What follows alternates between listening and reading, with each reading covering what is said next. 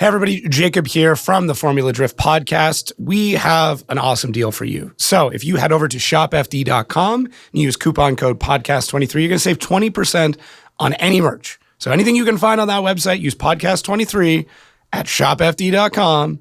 Save yourself 20%. Hats, shirts, lanyards, whatever. Just use the code. Save yourself some money. So why not? You know, don't stop listening. Wait till the show's done. But then head over, shopfd.com. Use podcast 23. We'll see you guys out there. All right, guys, what's going on? My name is Jacob. We're here on the Outerzone, the official podcast of Formula Drift. And we have competition director. Is that the official title?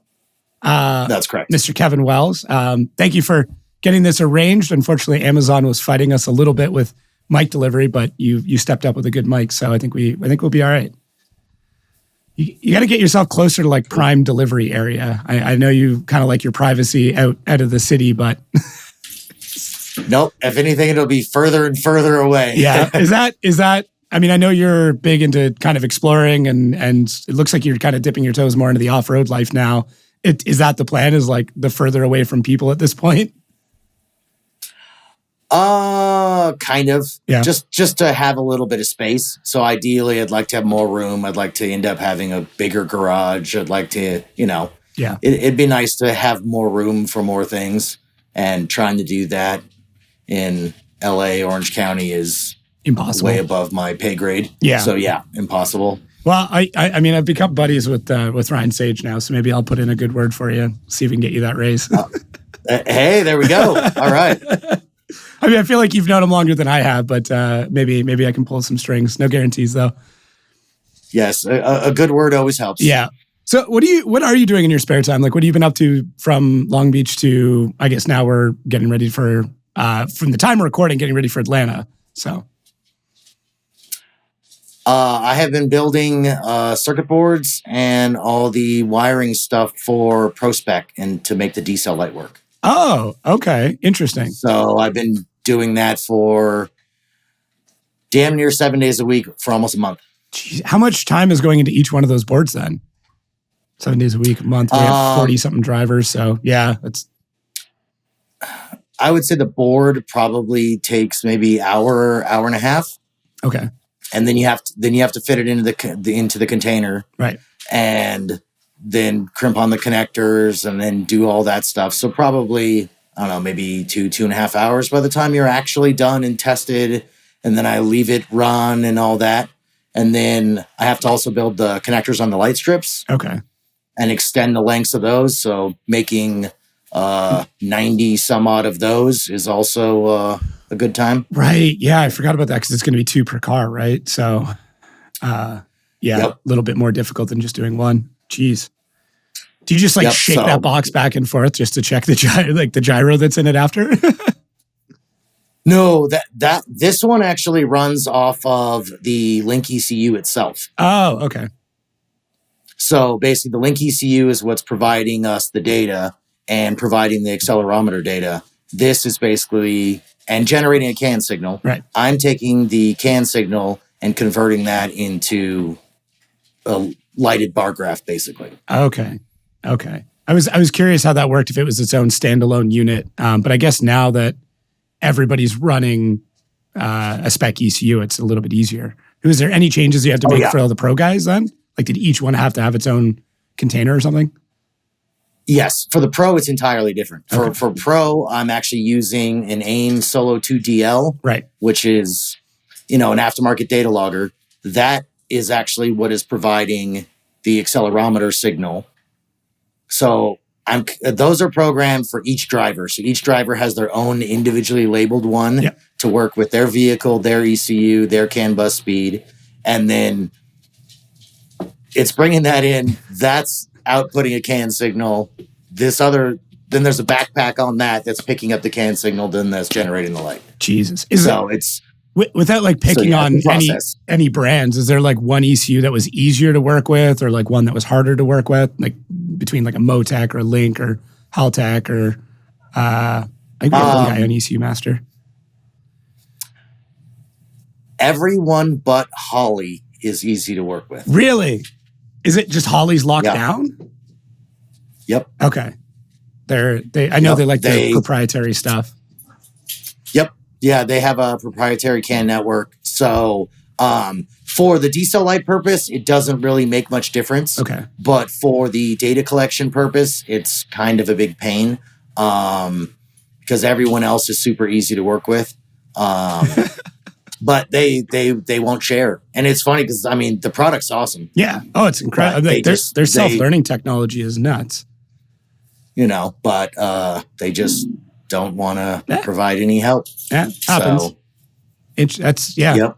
I was always curious. Like, I mean, I do think it's incredible with the sport that we can run so many different systems, and that, I mean, obviously, on your end of things, you're like, cool, another one to deal with. Like, now I have to learn this, or you know, I think Simon was on it's like Max ECU or something like that. So then it's like another set of protocols, which is not something we deal with here in the US very often.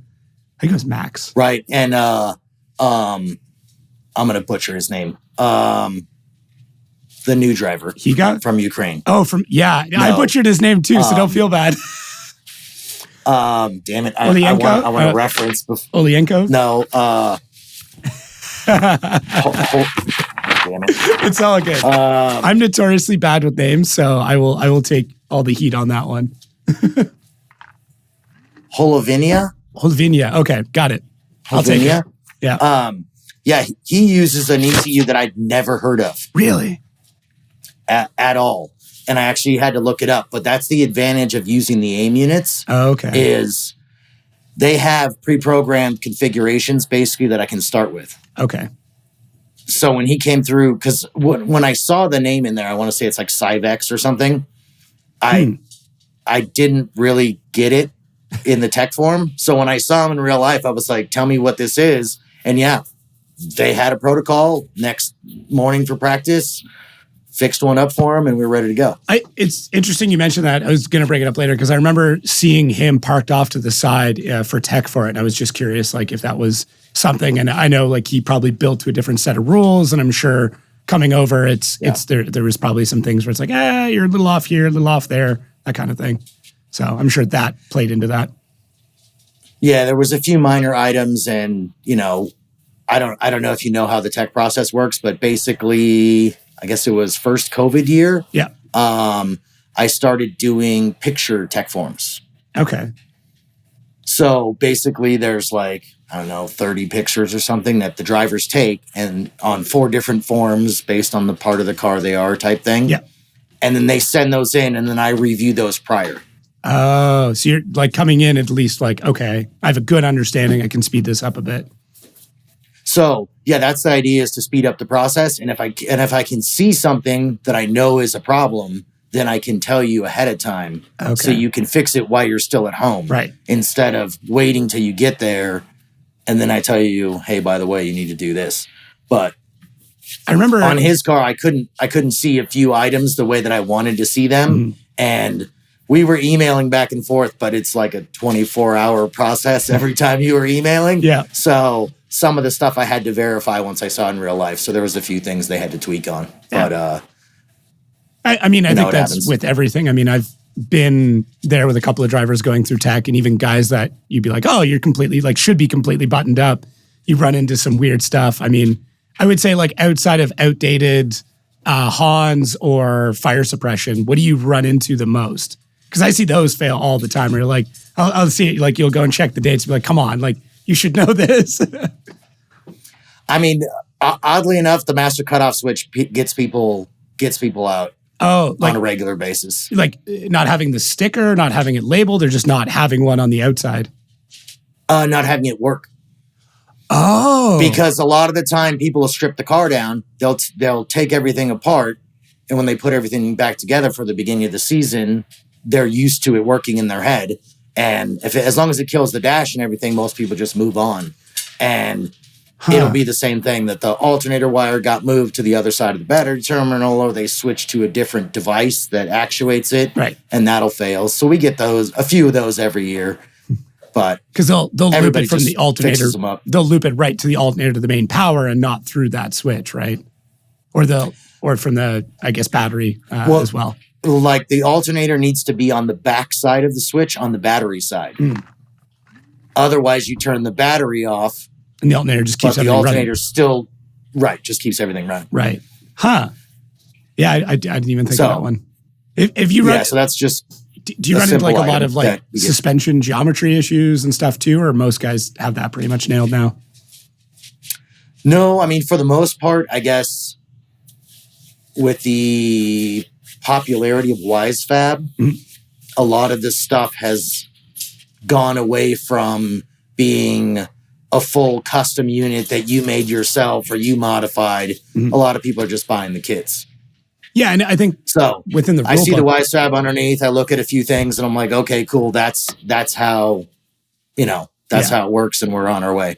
Yeah, I know. Even within the rule book, there's a few kits where it's like specified, be like, hey, you can't do this unless it's this vehicle with this kit. I think like BMW's got a few, A90 Supra's got a few, where it's like, oh, if you have this particular thing, it's okay to circumvent this one rule kind of thing.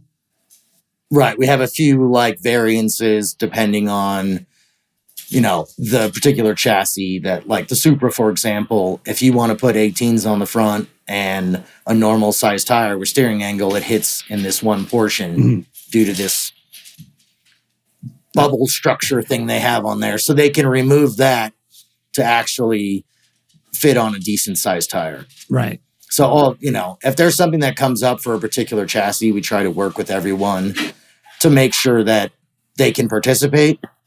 And I guess the only difference would be is as long as all those chassis are the same, then it doesn't really matter. Okay.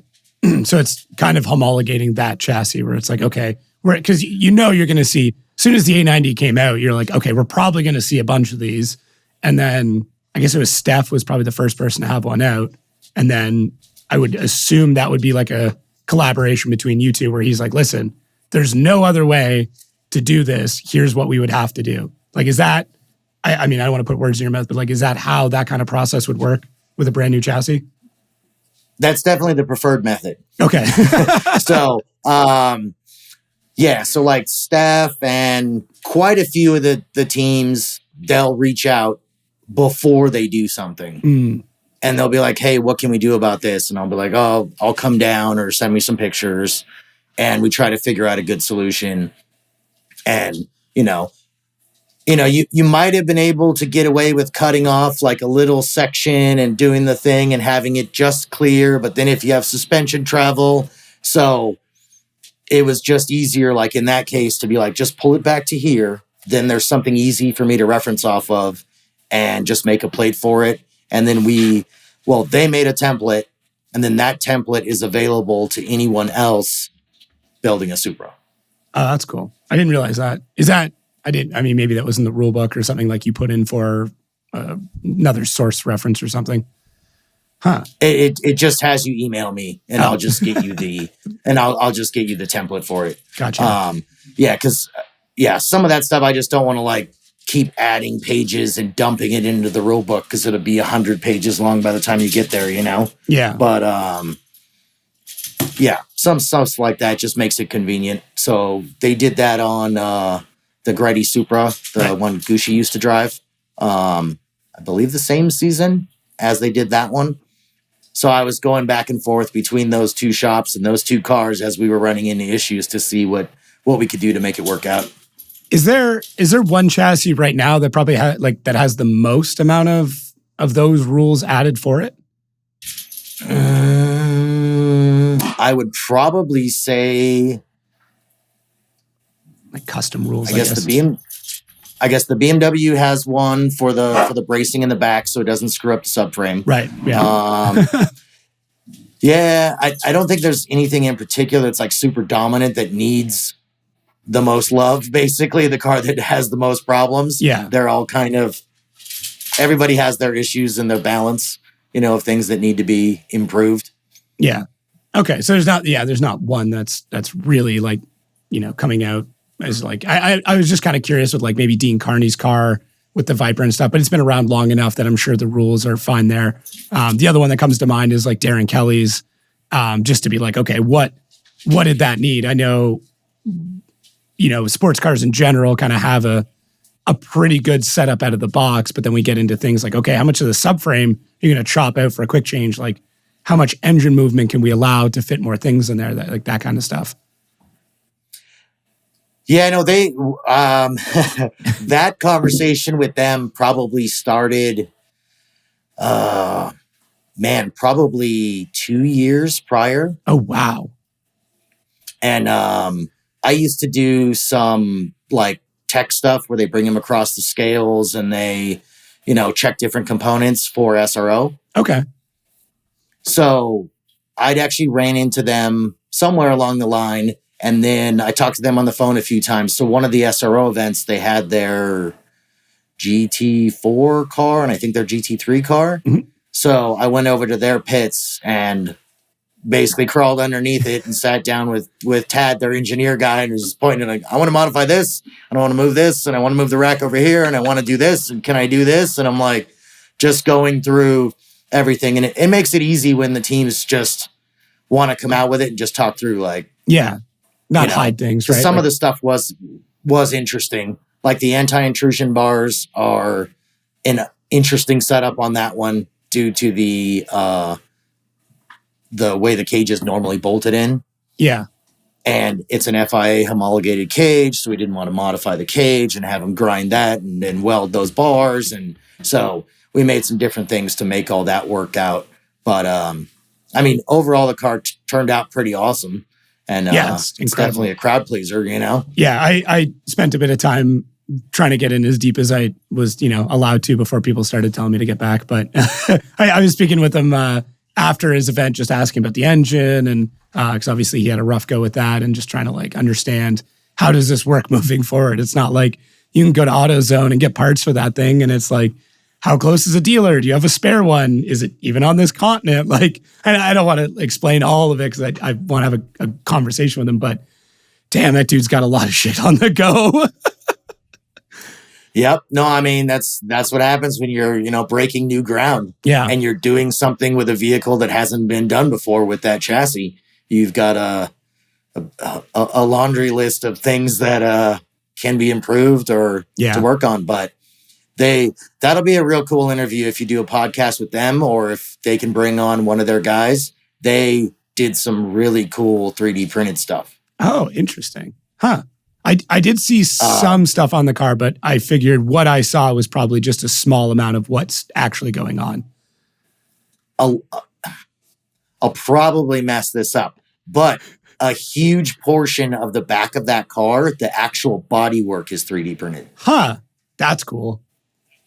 Yeah, they have a gigantic printer. Do you think... as soon as they mentioned that, I was like, what? And it's like a 4-foot by 5-foot printer that's cranking out pieces of body panels. Yeah. I'm sure like most of us are just used to like the small build plate Ender 3s and things like that, or, Bamboo Lab stuff. I wouldn't say I'm like huge into 3D printing. Fun fact, that FD logo is actually 3D printed.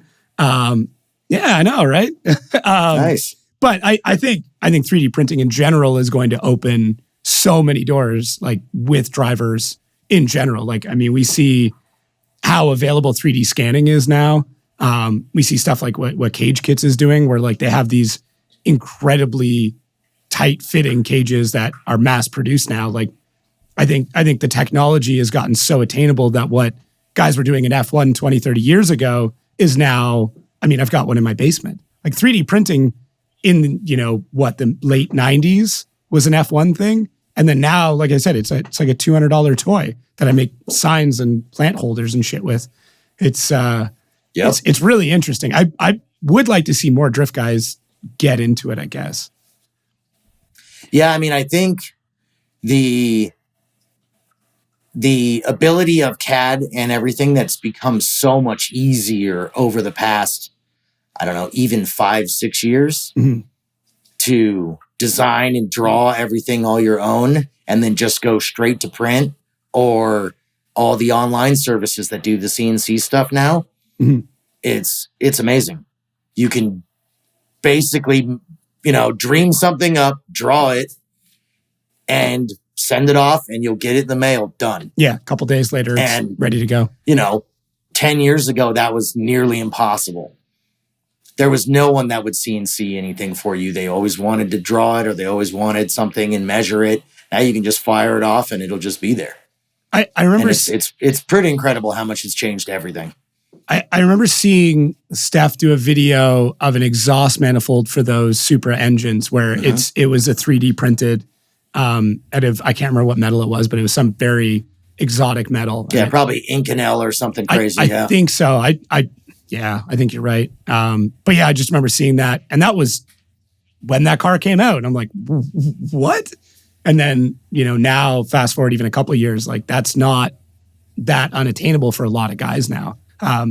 Even at PRI, I saw a company that like 3D scans exhaust and then has it's like almost like a wrapping of like heat coating, but it looks like that traditional wrinkled heat coating. I can't remember same thing. I can't remember the name of it. And I was asking the guy about it, and he's like, yeah, he goes, 30 years ago, we couldn't do this. And now he's like, I can get an exhaust done in and out of the shop in like a day.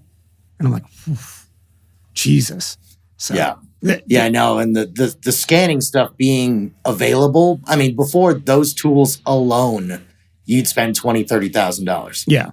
Now they have versions that are, $300. Yeah. It's come down so much. And it's a game changer. Like all the cage kit stuff with the scanning and then the automated bending, the automated notching, all that is... It's a night and day difference from making cages on your own to just ordering one up and then just being able to burn it all in place. And as long as you do it correctly, everything fits right. Well, and they're like engraved too. So like you know where it lines up. You're not guessing. It literally tells you this part to this part. Here are the lines. Put it here, weld it in. Like it could not be any simpler. Is that right?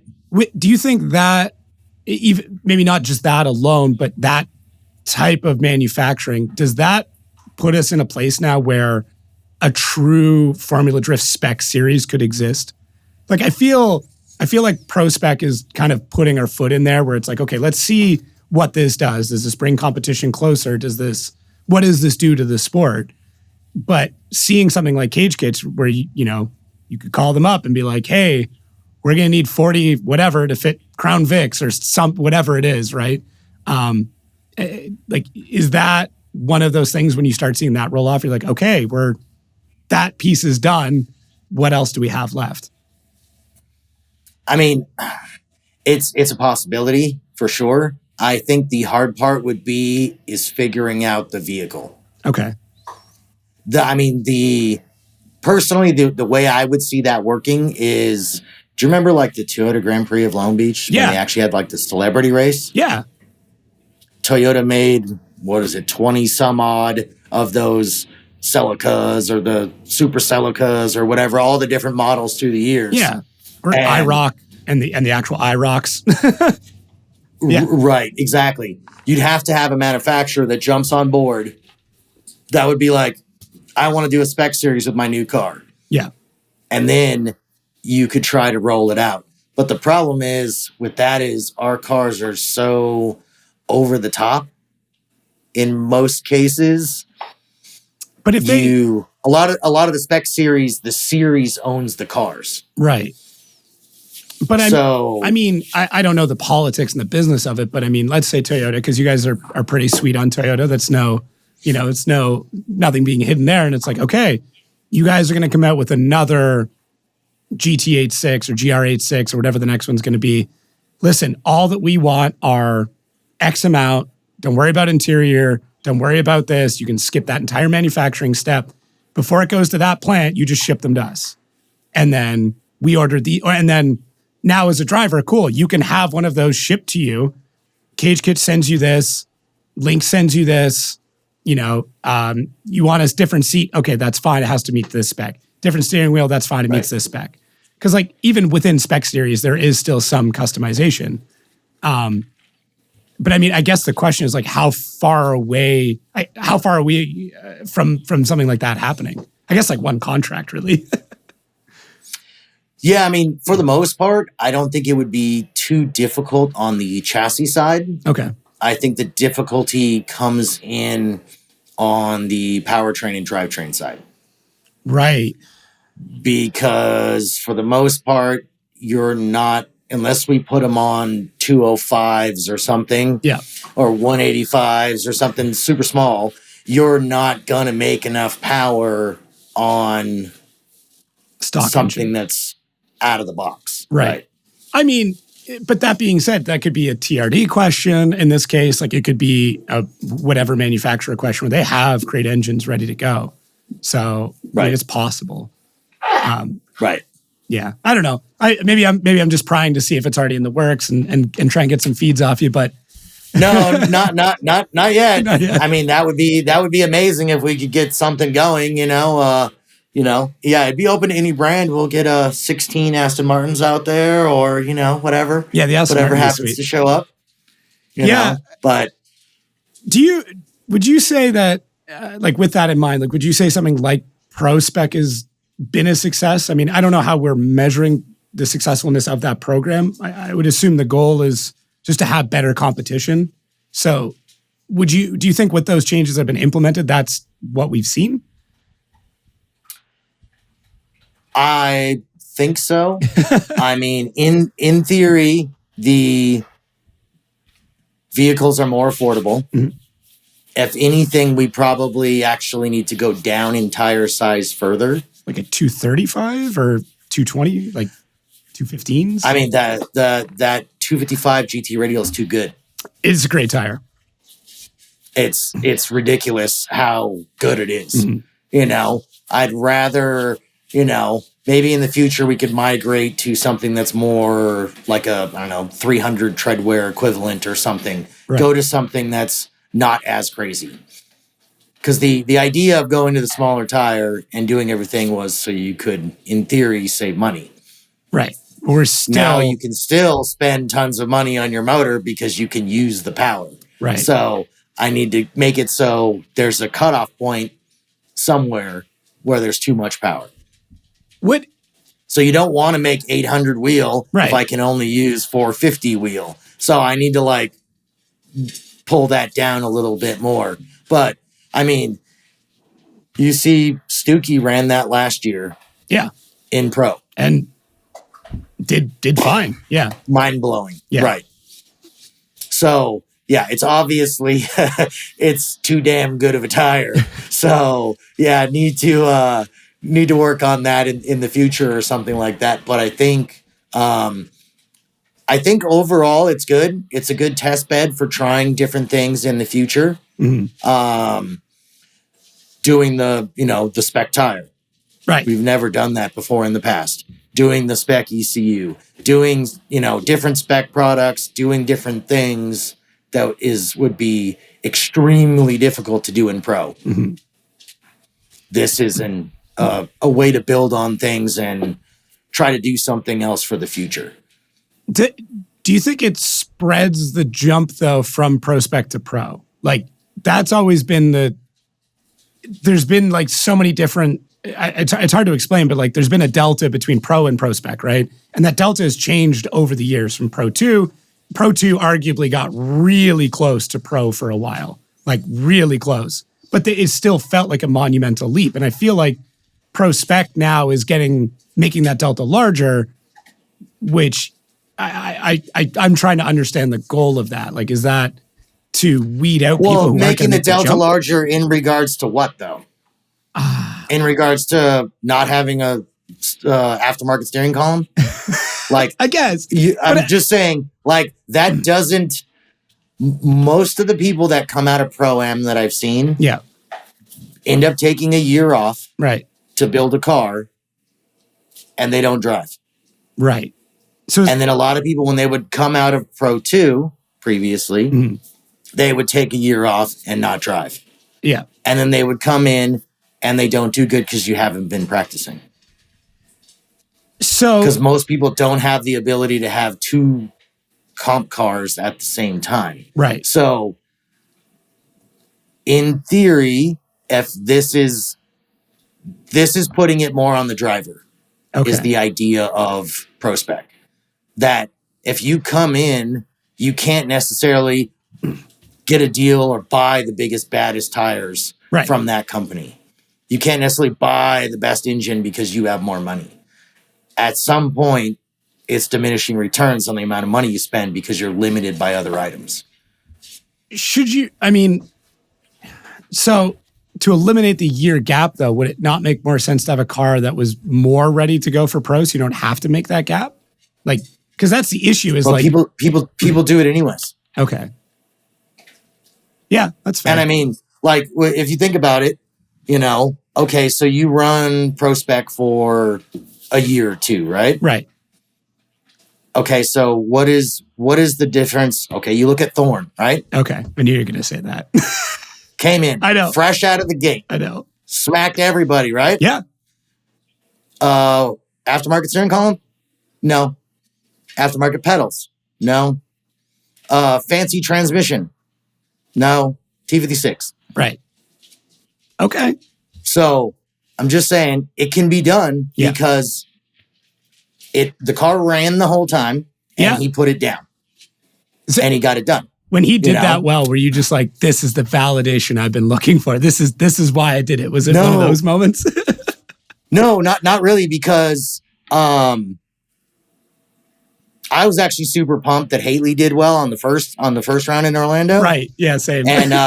And it was just kind of like, okay, cool, like that's pretty rad, because obviously he's been at it forever. Go, Andy. And come on, buddy. This is your year. Right. Yeah. And I'm like, all right, this is pretty cool. And I think it was Utah actually, that I put it together that his car was like that. Mm.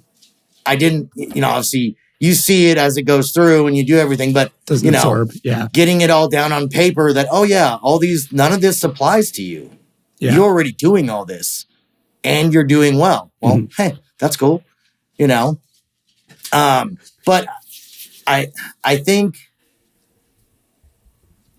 if you get too concerned worrying about where you're going next, you can't necessarily focus on what you're doing now. Okay. Yeah. I mean, like, are you going to go to the F1 guys and say, hey, by the way, F2 is too different of a car? You guys need to make the F2 cars more like F1, or you need to make F1 cheaper, more like F2? That's Are you going to go to whatever the hell they call Busch Series now and be like, hey, well, those aren't enough like the NASCAR? I mean, you can do that with everything through your whole entire life. Right. Trying to compare it to something that's different. Mm. I mean, we have half as many rounds. It's supposed to be more affordable. Yeah. It's supposed to be easier. It's supposed to be driver on driver. What I think is... that's the general idea. Yeah. I agree. I got to ask some of the hard questions from the comment section. So I subscribe to the idea. I get it. For me, when it first came out immediately, and I think you and I did a podcast about this on my old show, like I was immediately like, I don't get it. I'd like, explain this to me. Because I think at that point too, the rear rad, I don't know if this is still in place, but there was going to be a removal of rear rads. Is that still in effect? No, it never said it was going to be removed. It said it was in consideration. Oh, it was in consideration. Okay. Fair. I'll take that. That's good wording. Good legalese. I still think it would be awesome. I would be worried about crashes and timeouts. That's the first thing I go to. What? Why? I mean, front end damage, and then you pop a rad. But then, I mean, the argument is, how many times are we repairing intercoolers? Not very often. So, and more often than not, the rad is going to be behind the intercooler, so it's going to be even more protected than the thing that's already not being damaged. I know, I'm answering my own. But I mean, but that is also why we've been, some of the time in the past when we had radiator damage and we had things like that happen, it was due to the bumpers that were in front of them. Right. It was multi-piece bumpers that were breaking and folding in at the center and puncturing, right? Right. So a lot of that stuff's been changed to kind of make that structure better to try to keep the show going in reality. I mean, people are going to crash their cars. We know this. That's kind of a given. It sucks. It was brand new and pretty for about 4 minutes and you hit the wall. Yeah. But if it can minimize damage and kind of keep the show going, that we're not just leaking all over the place. But I mean, we have people smash rear rads too. It's a good point. Does happen. So I mean, if basing stuff around if it might leak. I don't know. Because we still allow oil coolers in the front. Yeah. And that's arguably way worse. I mean, right. And it has to be behind the bumper, yada, yada, yada. But, it's one of those things. I think it would make everything more relatable again. It'd be another step towards the fans, the kids, the parents, everyone else going out and be like, that's like my dad's car. Or that's the same car I have in the driveway. Right. And I think that helps, I don't know, build relationships, build fan things that you go up and you're like, oh, wow. Yeah. That's what I have in my, I own one of those. Yeah. Not, oh, I own one of those, but it doesn't look like that. And this is cut off and that's all modified. You want to keep it somewhat relatable. Otherwise, it might as well be a Camry in NASCAR. I was just going to say that. It doesn't relate to it. Doesn't relate to a damn thing. Nothing on it is Camry. Anything that you can relate to. Yeah. So is that sentiment being pulled from like another series or another sport or anything like that? Like a Group B kind of thing where it's kind of like, I could get kind of a version of that. I could get a Quattro. I could get, whatever, Lancia. Not really, but no. I mean, I guess I'm not really pulling that from anything. I think that's more of, kind of the spirit of drifting in general. Right. That, you have a dumped car with a body kit on it. And now people are taking it up on the mountain and running it around. Right. That's kind of where it came from. Right. Making it into something different. I don't know if that's, I don't know, the best direction or the ideal way. Because the reason why it was cool is because it was doing something different with something that people could do. Yeah. And I mean, as somebody who loves obscure drift cars personally, like I very much, every drift car I've ever owned is not traditional by any means. Like that's the part I like where I was at the parts store the other day. I needed the new CV axle for my 540i, which is not, it's a BMW, but it's not a traditional drift car. It's not an E36. And I said to the guy, like, I need this CV axle. And he's like, oh, what's it for? I'd like, give him the parts and the engine size and all that shit. And he's like, oh, what are you doing with it? I'm like, I'm going drifting. And he's like, in that boat? And I'm like, yes, in that boat. He's like, there's no way. And then he's like, my uncle had one of those. And I was like, yeah. Like, and then I get where you're coming from. I don't know. Maybe for me, like we have Pro, which they still look like generally like the car that they're supposed to be.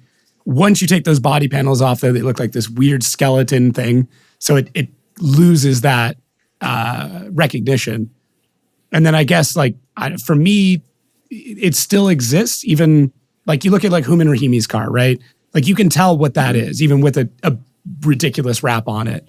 Right? Like you could always tell Andy, like going to the PROSPEC guys, Andy Heatley's car, like you could tell what that car is. So, I mean, I guess when you get to the mechanics of it, I see where you're coming from. Right. I mean, but we have to maintain the being able to figure out what it is. Right. That's why, a lot of people over the years have wanted to put in, a flat bent sheet metal dash and then do this and then, stock car kind of stuff.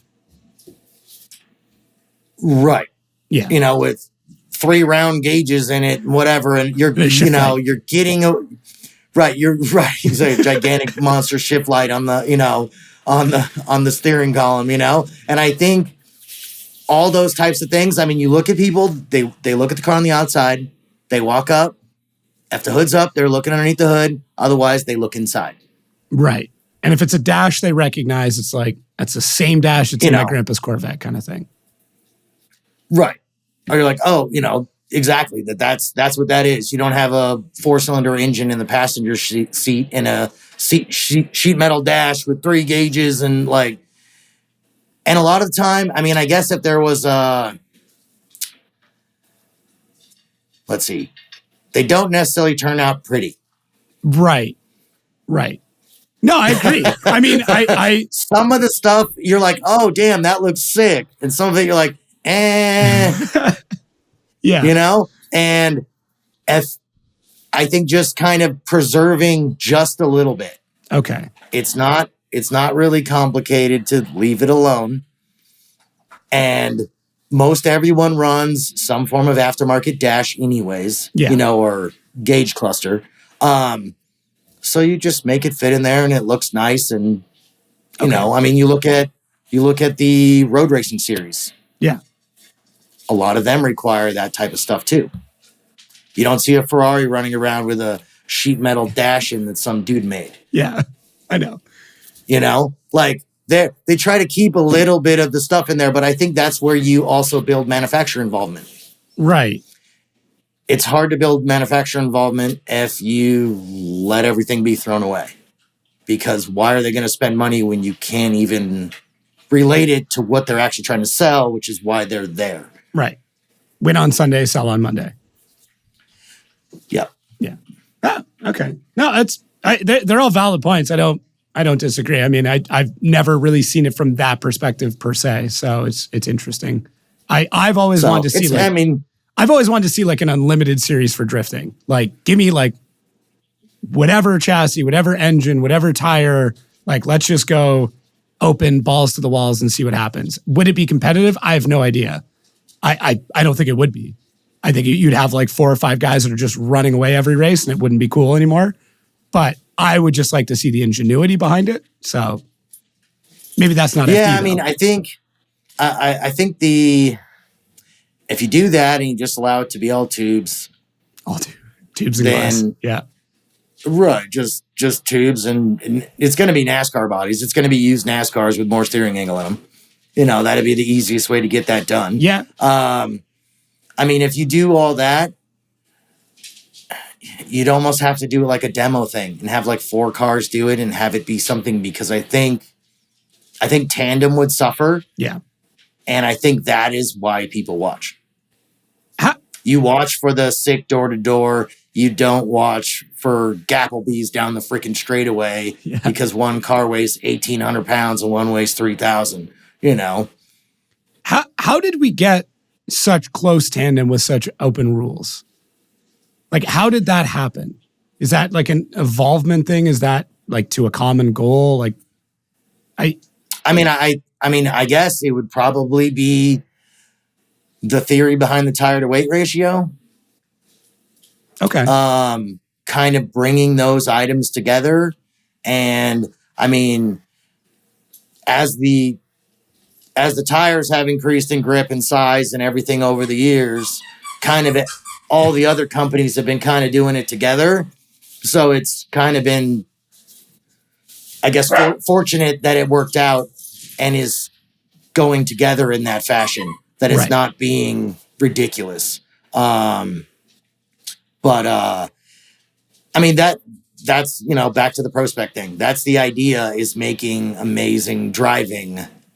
And you can sit there and just watch 32 battles of sickness. You know, they're like, damn, those guys are so close together. Yeah. As opposed to being, you know, all over the place, where it's I mean, you look at any of the battles now in pro, none of them are gimmies. No, dude, Long Beach. Just look at that. Go watch Long Beach brackets. If you don't even watch the actual race, just go look at the brackets and go, what the hell happened here? Because if you would have told me that last year, I would have laughed at you. Like, there's no way that would have happened that way. Yeah. No, I mean, and it's one of those things, it's continuing to be more complicated. Yeah. Which is actually really cool. I'm kind of an underdog person. Yeah. I'm not a huge fan of, you know, someone being the equivalent of Mike Tyson and just beating everyone every single time. Right. That's not interesting, you know? Having people do amazing occasionally is sick. Yeah. You know, see, damn dog agrees right there. give me the bark on that one. But I mean, that's you know, seeing Hurst move on, seeing Rome move on, and knocking all those people out all the way up to top 4 is awesome. I mean, that's what this sport is about. That is being able to be someone that can be successful against the Osbos and these huge heavy hitters that got taken out along the way. Yeah. And I think that's really cool. Yeah. That keeps the dream alive because it's possible. Well, it's what makes people sign up for it, right? Like you look at somebody like a Jonathan Hurst who, I mean, obviously he was on a recent episode and it's all good. We'll cut that part out. You're good. The squeaky toys. It's all good. This is why people need to watch, not just listen. Right, exactly. Yeah, I agree. I think once again, like my bias towards Jonathan Hurst in this case, but like you look at something like that, like a guy that in maybe in a sound mind would have given up so much longer ago. And then all it took was that one weekend to be like, I deserve to be here. I can do this. I can take out Odie. I can take out Ryan, with and yeah, like that alone, or what Stookie did going one more time with James Dean, what Rome's been able to do over the past 2 years, even just watching Dylan Hughes progress and Travis Reeder progress, like that. I would be curious if you could correlate the number of like Pro-Am signups to when an underdog does well. Like if you were to graph every time one of those guys does well, how many signups you see in Pro-Am series, like for guys being like, yeah, okay, I'll get back out there, right? Right. I mean, that's inspirational. Yeah. I mean, did you see that video? I think Forrest posted it up of him in Rome. They're at the at the start line in Long Beach. Yeah, it's so good. I mean, it's so wholesome. Like that's it. I mean, that's exactly what it is. Like I dreamed of doing this a few years ago and running with you. Yeah. And now I'm actually doing it. Yeah. Like, that's the war promotional videos for World War II. Right. You know what I mean? Like, yeah. That's what makes you go sign up, like I'm in, let's go do this, and I think those moments are great, I agree. It's what makes this sport just so awesome, right? Just having those moments, it changes everything. Like changes the mood, changes the dynamic for the rest of the season. And like I said, I know you are a big graph guy. As somebody who lives in spreadsheets constantly, like I would love to be able to plot just ticket sales for Pro-Am events or signups, like based on that kind of stuff. Speaking of, are you still doing, like, you had a Instagram channel for a bit that was like FD Stats or something like that? Are you still doing that? It's back. It's back. Okay, good. It's back. It went on hiatus for a little bit. Okay. But everything's back now. I'm probably not gonna bother doing the Instagram channel separately anymore. Okay. So, because that one I was actually, that was quite a few years ago. Yeah. That was on Facebook or whatever that I was doing that. Right. I'm probably not gonna bother with that crap anymore, and I'm just gonna put it on mine. Okay. Just because there's just too much to do. I don't need to go fiddle around with 3 of those and try to do different things. So I'll probably just do it on mine, and I'm probably just going to make, if you have any ideas, let me know. I have tons. I want to try to do some more graphs of like driver history. Okay. Because I saw the points graph, and that's what triggered my memory of it. I'm like, oh shit, that's cool. Like seeing the entire driver field, like how the points change over the season was crazy. Because there's no series that looks like that. Right. Yeah. I mean, you look at, like F1's a good example. It's like the same 4 dudes all the way across to the end, unless there's something wild, nothing happens. Yeah. And for us, at least, it's always kicking around. So yeah, I don't know. There's a lot of potential there, I think, to make cool, interesting, graph type content and stuff like that. Yeah. So once we clear probably Orlando, I'm going to dig in a little bit deeper. I want to try to do like Osbo versus Field from like 2010 on, like their place of at each round.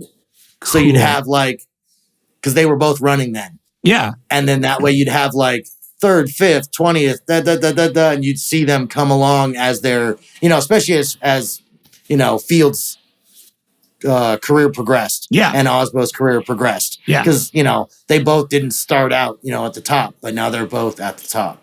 Yeah. And I think that would be pretty interesting. Yeah, I mean, I there's so much stuff I'd like to see, like average tires burned, and then you could see like wet weekends versus dry weekends, things like that. Maybe this one wouldn't make the EPA very happy, but like approximate tire poundage vaporized, like how much just disappears.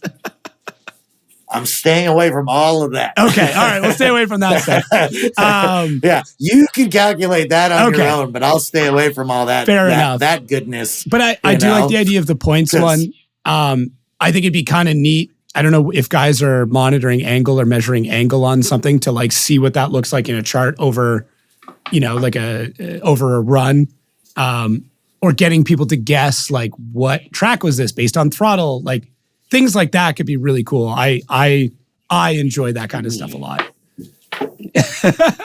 There's a really famous video of Checo, another F1 reference. Sorry, everybody. Yeah. In Mexico on stage with a steering wheel, and he's blindfolded and he's doing the track, and you see him shifting and you see him adjusting, and he's doing it all completely blindfolded. And that's how well those guys know it. And I'd seen MotoGP guys do it by the sound of their bike. They go, what track is this? And then they play the sound of the bike and they could pick it out. And I know these FD guys could do it. Like if you were to do just a foot cam and be like, what track is this? I guarantee a Chelsea would know, an Osbo would know. I mean, basically any of the guys would know. Stuff like that would be cool. Interesting. Maybe I'll start with the speed trace. Yeah. A speed trace would be neat. Or because the speed trace is pretty distinctive. So you could see, I know what track that is. How many years of data could we go back? Could we see how much faster Atlanta's gotten over even the last 3 or 4 years? Or like how much faster a car gets from first practice run till final battle? Take somebody who won, right? Like and when Kristaps won or something. Did he get faster that entire weekend? And you'd be able to see his leads and his chases and things like that. Most of the time people do. Yeah. But, actually in the past, people definitely would get faster as it gone through the rounds. Mm-hmm. Now people are so gripped up and so crazy out the gate because you need it the whole time. Yeah. I think the actual mile per hour difference is probably less than it used to be. They're just faster all the time now. Oh, like because before people would be like, speed. okay, they'd be like, oh, let me add a little bit more grip after I win the 32 battle. Okay. Let me do a little bit more after 16. Let me do this as I keep going. Now it's like, oh crap, dude, I have this dude in 32. This is what I got. Yeah. Yeah, they're having to drive at 10/10 more often than previously. Right. Okay. But yeah, I mean, I have a lot of the data and all that stuff. So that would be interesting to collaborate on some ideas there and see what we can put together. But it would be really cool if we had actual old data. Yeah. Like old GPS speed data and all that stuff. But yeah, I don't think there's too many people that would have it from, there might be a couple guys, 15 years ago. I feel like a Mike Kojima would be the kind of guy who would hoard that kind of information, where like he just has like a closet full of like old CDs or, like mini discs or something weird with all that info on it. Yes, yeah. I wonder if they had, I don't know if they had GPS in Dye's car back then. In the old S chassis? Yeah, because let's see. I put GPS in 2007. Okay. I mean, that's still... But... Was that in Forsberg's car? Yeah. Okay. But I don't know... 2007, 2008, something like that. I think it was 2007. But I don't know who else was doing that then. Can we talk about that? I don't think a lot of people know that you used to crew chief for Forsberg, and you got crew chief of the year 3 times, 10 podiums, 5 wins, and at least 1 championship with him. Something like that. Something like that. Yeah. Yeah, that's probably about right. But that alone is incredible. So how did you how did you steal Tony Angelo's job, who was the who was kind of doing this job before you? No, I'm just kidding. I know you didn't take it. I feel like Tony would be a good fighter anyways. Yes, I've seen that also. With Tony fighting? I mean, you were around in the Drift Alliance days. I'm sure there's a lot of stories from back then. Right. Yes, there are some old time stories. I was actually just talking to the girlfriend about that the other day. I need to dig out those old DVDs and actually have her watch those. You know, because there's some old wild times back in the day. We were watching some guy that was making his tiny home out of some crappy van. Okay. And it reminded me of one of those videos has a crappy van that they drove across the country. And I couldn't remember I think it was the second one. Yeah. I don't know. I couldn't remember. But I was like, we need to find that and see, because now people are taking those junks and making them into tiny homes, you know? So back when that was always, like what you guys had to do, and now people are making it a luxury item. Right. Yeah. You know. Yeah. But I guess, like, how did you get into that role? Like, how did you, I guess, go from being a crew chief into kind of running the show? I guess long story short, I'd had my fun, and I needed to move on and do something else. Right. So, I left Forsberg's, and this happened to show up pretty promptly. So that was a solid deal. So, I don't know, few weeks later, started trying to figure out what the other side does, you know, because that was, I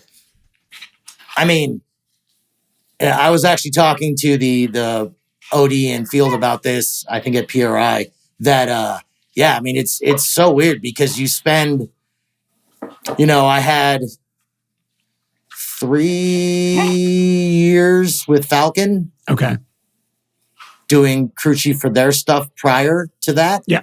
And then, so obviously all your clothes, your whole entire life is all covered in Falcon stuff. And I mean, like, I'm always wearing some damn thing, you know, from something all the time. Yeah. You know, and then we, you know, did Chris Forsberg Racing. So everything I owned was those clothes, because obviously you couldn't wear the old ones because that was Maxis, and, you know, and right. then it was Hankook, and you know what I mean? Like, your whole life gets all wrapped up in this stuff. You can't find a photo of you not in those items. Yeah.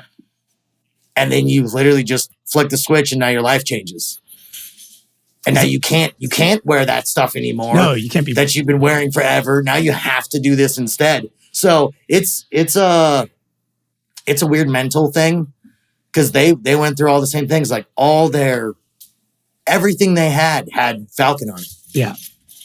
You know, throughout the shop, you know, their shirts, their hats, their social, every photo that you've done for, you know, years and years. And it's just an interesting thing, because, you know, it's kind of like a life altering thing that you kind of didn't realize when you did it. Yeah. But, you get used to it, and comes around, becomes normal again. Now you just have, like, FD t-shirts and Dr. Pepper shirts, and that's about it. Pretty much. Yeah. 7-Eleven. Every day, all day. Yeah. If you can work on the 7-Eleven deal, you let me know. Yeah. I mean, I did see some, I think it's from an awards banquet photo of you, like, rocking a 7-Eleven t-shirt. So. Probably. Yeah. It was back. Yep. It was a few years ago. It wasn't recent. Yep. That'd be a great partnership to get in with FD. Imagine having, like, a little pop-up, like, right in the pits where they just have a Slurpee machine or something. Oh, if they had fountain soda right there, it would be just mind blowing. Do you that really? Would be ridiculous. Do you really drink that much Dr. Pepper? I can't say anything. I drink. I figured out how much coffee I drink in a week, and it's actually insane. So I can't really say anything, but I'm just curious. I do drink more than normal human probably should. Okay, fair. Like I said, but I don't drink coffee. I don't drink anything else. I don't. That's literally breakfast, lunch, dinner, everything's all right there. It's Dr. Pepper though, pretty much. Like, is there any variation to that? Like diet, or like do you get any like the weird, like, no? Okay, I'm just checking. No. What's your full bore? No, yeah, I'm not no NutraSweet, no whatever the hell that other stuff is that they put in all that. No, forget that. We'll just go full tilt, all corn syrup all day. I'm assuming you've tried Doc X. What is your thoughts there? Is it at least a competitor in that race? I mean, it's similar. Okay. It's got more of a, I would say more of a Mr. Pibb to it than a Dr. Pepper. Okay. A true connoisseur. But it also has the added caffeine, and it's more of a jittery thing. Yeah, it's a barks to a mug kind of thing. If we're going root beer, I don't know if you even drink root beer, if that's sacrilegious, but it seems have a little bit more of a bite to it. Right, it's got a different flavor to it, and it's just got that extra caffeine hit, kind of like an energy drink / Dr. Pepper thing. Yeah. So yeah, did you every once in a while I will consume one. Could you keep up with the Dr. Pepper habit when you were doing like FD Asia, FD Japan, all that stuff? Is it pretty well distributed? I figured it out in Japan. Okay. You can actually get it at the vending machines. If you find the right ones, they have it. Interesting. But it's like most foreign countries, it's the sugar version. Oh, it's not corn syrup. Like it actually is like cane sugar. Okay. Right. So then to me, it's wicked sweeter. So it's odd. So yeah, I can't hammer those down like I hammer these down. Yeah. Because it's not the same. But yeah, I've had pretty decent luck. I think I want to say most every country, I think I found it at some point. Mm-hmm. I even found it in Qatar, and I found it in Saudi Arabia, and I found it in almost all of those countries. Usually you could come up on it somewhere. Wow. Because you're pretty well traveled. I did a little bit of stalking and kind of saw your history of travel, and it's actually quite impressive, all the places you've been over the years. Been to a lot of ridiculous places, yeah, and it's crazy. I mean, it's drifting. Yeah, it's what like when I started getting into this stuff, I never expected any of this. Right. To be able to go to, tons of Middle Eastern countries that we've been to, mm-hmm. tons of South American countries, all types of countries all over Asia. Yeah. All types of things that I just, as a kid working on cars, and then you start working on a race car. Okay, now we're going to go to Texas.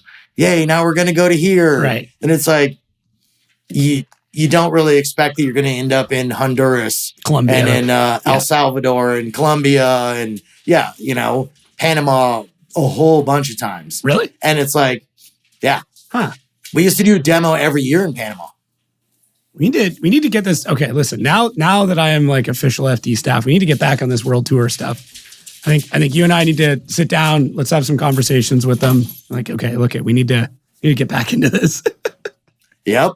No, I mean, and like when we used to do FD Asia, I mean, that one was a good time too, because we'd go to Singapore every year. Yeah. Malaysia, Indonesia, Thailand. I think I only went to once because it got canceled, elections, and a lot of that other stuff is different in other countries, how they do stuff like that. Mm-hmm. Like, oh, it's an election year, so we're not going to do an event. I'm like, what? Okay. Yeah. Who cares? Let's go racing. But I mean, it's been bizarre. There's people that I run into and they're like, oh, I went to this country. I'm like, oh, that's cool. I've been there too. They're like, what? But what do you do? Because I mean, who goes to Qatar? Yeah. Who goes to, all these different places? And it's been pretty interesting. Are you an FD fan who attends live events? Well, right now, for the podcast listeners only, we're offering $5 off each ticket purchased on Formula Drift website by using FD Podcast when you check out. That is FD Podcast. I don't know if you need a capital, the FD, but try it either way. So head over to formuladrift.com, pick up the tickets, then enter code FD Podcast, get $5 off all 8 events this year. So 20 a season. Head over. If you're going, save $5. Might as well. Is there one place you would move to? Like if let's say you got kicked out of the US tomorrow, where would you go? Don't say Canada. Not that we don't want you here. It's an easy pick. Is it an easy pick? I think okay. So. I mean, I'm biased. Yeah, I was going to say slightly biased, huh? Super biased. It's funny. Canada has never really been on my list. Really? For some reason. Okay. I guess because I'm a Southern Californian. Right. My thing was like, oh, you're going to move out of the country? You move to Mexico because it's 80 miles away. You know what I mean? Same but different. It's not. Yeah. Right. Exactly. It's not a big deal. But I mean, I did see some cool videos and stuff on YouTube about some of the stuff in Canada, but I guess I would want to go further north. Further north. Yeah. You know what I mean? I would want to get far out, but then at that point, what, you got 5 months of insane winter, you know? Yeah. That might be a bit much. If you like snow, Canada's a great place. If you don't like snow, it's not a great place. We had snow the other day. Yeah. But yeah, okay. So, okay. Yep. Canada off the list. Where are you going? I considered Japan for a little while. Okay.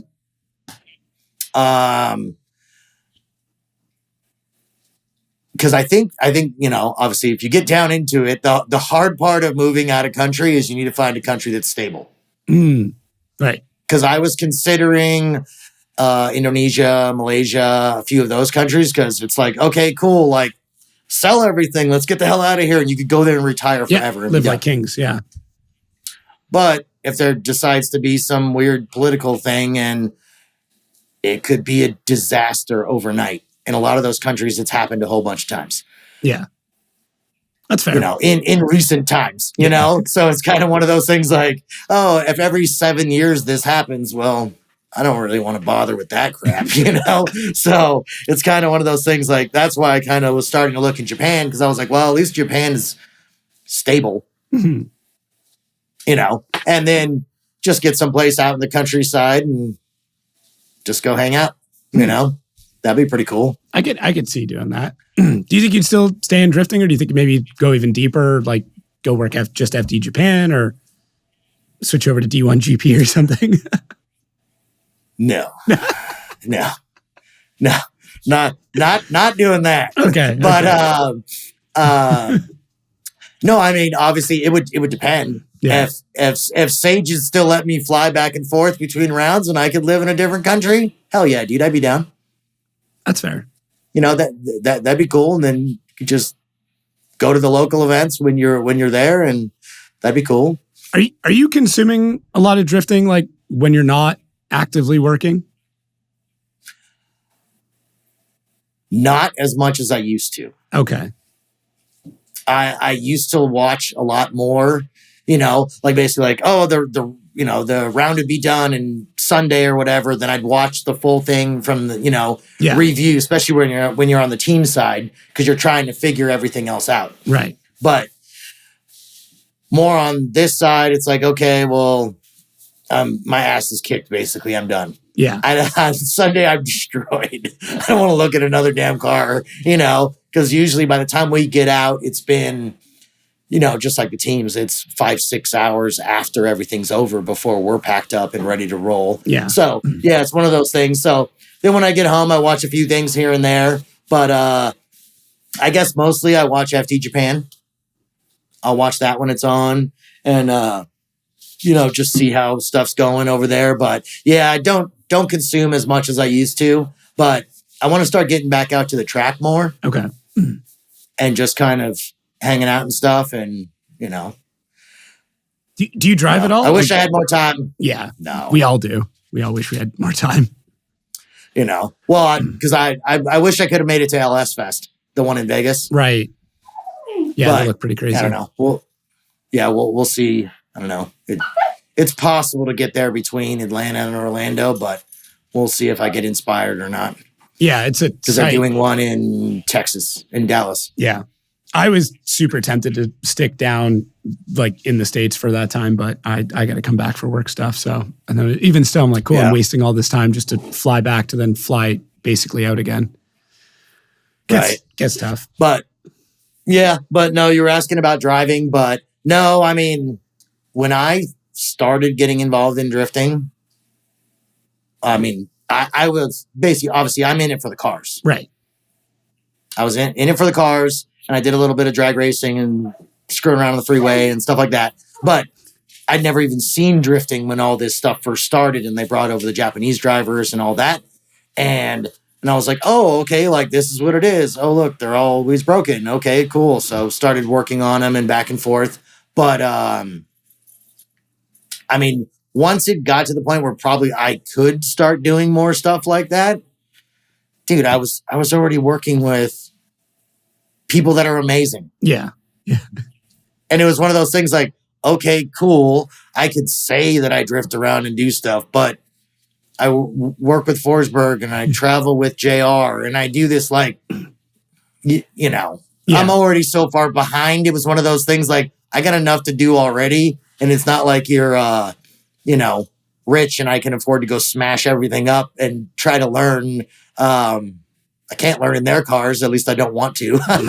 You know, you make any mistakes that cost too much, you know. But yeah, it was one of those things that was really never really my thing, I guess. I didn't want to be the drift driver on the podium. That was never my plan. Yeah. So my plan was to be the crew chief that got the guy on the podium, and that was good enough for me. So yeah, that was just kind of where my passion was anyways with the mechanical side, you know. This is probably the most I've talked to anyone in weeks. Talking to anyone for an hour and 20 minutes. Normally that never happened. Hey, I'm happy to do it. I mean, obviously it's like kind of part of my job is just talking for a living. I mean, my 9 to 5, I'm basically in meetings for 8 to 10 hours a day. So I'm talking constantly. So that's when they said, hey, we'll pay you and put you in front of a microphone. I'd be like, oh, cool. So it's just another day in the office, just a different person on screen. So right, exactly. Are you, so I was going back like through some old interviews and actually like quick shouts out to the Maximum Driftcast guys. There was a question they asked there, which was, what vehicles would you like to see more of? And you had mentioned like crossovers. Is that still something that you think can happen? Yeah, absolutely. Is there like one in particular, like a CX-3 or something like that? It's perfect. I have one in the driveway. Oh, do you? I didn't even know that. That wasn't even like a plug. No. I great mean, car though. Like, great car. You know? Yeah. I mean, like that would be a perfect car. The wheelbase is awesome. He'd scoped this out, haven't you? Oh yeah. I mean, I have one in the driveway. That's why I don't have any project cars, because all of them will become project cars. Right. But that's next. Next is the project car. But that's this year's project is the project car. Oh, nice. But yeah, no, I mean like those, what is it? I looked into HRVs, CRVs, RAV4s. Problem is so many of those now are getting so big. Yeah, even the small ones, like, right? Right. Like you get a RAV4 from 2014, it's much more reasonable size. Right. You get 2022, 2023 RAV4, damn thing's huge. Might as well be, you're getting like full-size truck territory, Right. And getting the middle ground ones, I think, is where we need to kind of settle in on. But like the CX-3 is like a prime example. Or the CX-30 or whatever the hell the new one is. Yeah, the new one's the 30, I think. Is good layout, good size. You can obviously get the height out of it to get it more car height. Mm-hmm. And I think that would be the way to go in the future if some of these things wanted to come around. I think that would be great. So it'd just be like similar to what you do with a Subaru or an Audi or something that's all-wheel drive. Okay, cool. Pull the stubs out of the front or something. Lock out the diffs and then just go. I don't know. Well, I just turn the whole motor, turn everything. Oh, okay. So just. Oh yeah. Yeah. I mean, you can take the transmission tunnel out. So hack the transmission tunnel out, flip the motor to the side, throw something short in there, like a V6 or something. Yeah. And obviously rear mount rad on that and send it, you know? Yeah, maybe. I mean, I saw, it's not quite the same, but there's a guy locally that's got a Porsche Cayenne that he's been drifting around and absolutely loves it. He's like, this is incredible. He's like, it's great. It's balanced, it drives well, it's got power. Like, he's like, yeah, it's expensive, but I mean, it's not that expensive in comparison to getting into something, you know, relatively new. So I think his was, 2010 maybe. And yeah, looks great. Yeah. Yeah, I don't know. Like I said, I like obscure drift cars. So like, I don't, as soon as someone's like, oh, it's this thing, I'm like, yeah, okay. Well, if somebody's built it before, I'm not really that interested in it.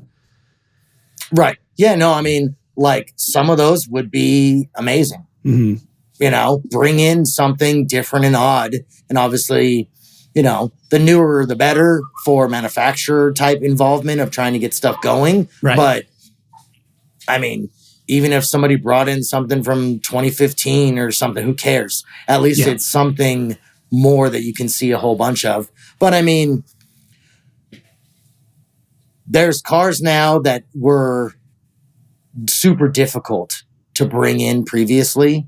Okay. Because like front wheel drives, it had like a beam axle in the back, or they had something else ridiculous that without doing a whole bunch of special provisions just for that car, basically you couldn't make them run. Because you have to keep that rear suspension geometry. So even if you made a thing, now you're stuck with this jacked up suspension that you might as well just stay home if you're going to try to run with that because it's not going to work. Yeah. You know, but so many of those vehicles now have gone to IRS in the back with a true subframe. Mm-hmm. So now there's potential to chuck a rear end or a quick change in the back, do the transmission tunnel, turn the motor, and now you got a party. Mm-hmm. You know, there's quite a few cars now, I think starting 22, 23 that are IRS in the back now. So hopefully that'll open up the market a little bit because rear-wheel drive cars are definitely... it's a dying breed. Right. Just is what it is, yeah. It sucks. Yep. But so I'd hope to hopefully that'll come around. Yeah, I agree too. Like I said, I want more obscurity. I want more difference. I don't know. It's cool to see how competitive we've gotten. It's cool to see like more Corvettes coming in and all that stuff. Like, but I'm like, okay, yep, do something different. So I was excited with like Hurst's car. He's gonna be hopefully moving to an XLR next year, which is basically a Corvette, but it's not. So it's different. So like from my understanding and from what he said, everything should bolt up to it. So it's like, cool, you have all the advantages of the Corvette, but now you have something that looks so different than anything else that's on the field right now. So I was like, hope like a Crossfire or something would have jumped in. I was like, I like the Solstice, like, or the Pontiac Sky, like those were cool. Not the most competitive things in the world, but you know, could you bring one back now and make it competitive? Probably. Because at this point, we're tearing cars down to almost nothing anyways. Yeah, no, I mean, I think probably the hardest part with those cars was getting the suspension and all the geometry front and rear to work properly. I don't know anything about their geometry. Is it some sort of weird like arm setup? In the front, there was something to do with the way the hubs were configured, trying to get angle and have like any kind of feedback. Okay. That you basically just had to know where your wheels were because they would just stay there. Oh, like it wouldn't like self-steer back or anything. Right. It didn't have any trail like in the knuckle. Once you modified it to make angle, and then it had its weird thing in there. And in the rear, I can't remember. It did have like a weird hanging diff setup, but I don't remember what the actual arms or anything else looked like. But you never know. Could be something to revisit. You know, chuck an LS in it like everything else and go for it, you know? Is there, speaking of LS, is there an engine we're sleeping on right now? Like I'd say OM606. I'm a big diesel drift fan, and those Black Smoke Racing guys, every time they produce a video, just makes me giggle like a little schoolgirl. But is there any other engine that we haven't developed that maybe like we just feel like we're sleeping on? I was looking at like the Ford just came out with like another 7.3 pushrod gas where I'm like, okay, where could this go? It's stupid heavy, so probably not very far. But if somebody makes an aluminum block for it, okay, now we're in a different conversation. Yeah, I don't know. I mean, I would like to see some of the Ford, like, I guess the modulars in there with Pollock, basically, right? Yeah. Is when he had one. But I mean, the RTR guys run all the NASCAR stuff. Yeah. And it's like, maybe I'd like to see one of the V6 like EcoBoost turned way the hell up just to see what it could get done. Because I'm pretty sure they're buff. They're in the Ford GT, they were running obviously modified different, and they're in GT3 cars. They're in a few different things now. Right. Something that's like that, I think would be really cool and probably has a lot of potential in the future because it's newer and coming along. It's not digging something else out that's old. Is that just like the aftermarket world has to jump on it? Like it's hard to be the first, right? It's really expensive and frustrating to be the first guy to develop a new engine like that, right? Right, because it's hard because you're gonna not be successful. Yeah. Unless you can develop it on the side, Otherwise, if you're gonna come straight out with it, you're gonna be like, cool, we don't make enough power. Let's make more. Oh look, now we broke it. Yeah. Oh look, now we need to order this. Now we need to make. Just constant. It's going to be it's going to be a constant problem on trying to do that. Yeah, I don't know. I'd like to see something different. Yeah. If they're going to do it, I'd rather have it be really different. Not 10-cylinder push rod, whatever, something different, like a hybrid setup. Like obviously we had the electric there for a little bit, like potentially a hybrid, gas electric that shifts in between the two or something like that. Right. No, I mean, well, gas engine wise, it'd be cool. I mean, like I'd like to see somebody do a Ferrari swap or a Lamborghini swap on something dumb. Chuck one of those in a E46. Yeah. Do something different besides an LS, even if it's from the wrong car, just change it up, something different. But I think the hybrid thing would probably be coming. Yeah. At some point. I'm shocked that we haven't seen a Tesla setup yet. I'm legit. Like obviously we saw what happened with Napoleon Motorsports and things like that, and I think they ran into their own issues. I would love to get more info on that whole situation, but I still think there's a ton of room for it. There's so much development going on with those motors right now. Yep. Yeah, no, I think for the chassis they were in and the tire size they were on and everything else, they couldn't necessarily make enough power. It's a big chassis. Right, just because it's heavy and they were on a big tire. And I think it, didn't quite have it in that aspect. But, I mean, you chuck that in an FRS or something. There's guys right now. Funny enough, Josiah from FDF, that's what his brother is doing. Is Tesla? I don't know if it's Teslas, but electric FRS race cars. So that's interesting. You bring that up because there's a real legitimate possibility that could happen, considering Josiah's and his brother Joel's drifting heritage, obviously. So, yep. I'm going to see Josiah this weekend, so I might have to bug him about that. Okay.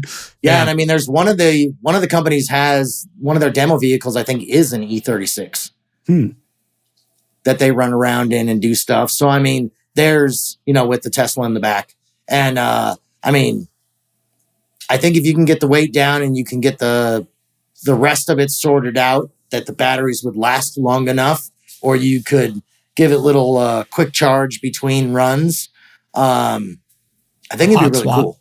I think a hot swap would be the way to go. Right. Like if you could have it so it trays out and then another one locks in, that would solve a lot of those issues. Oh yeah. Yep. Yeah. No, I mean that would be the way to do it. Just hot swap from under the hood. Yeah.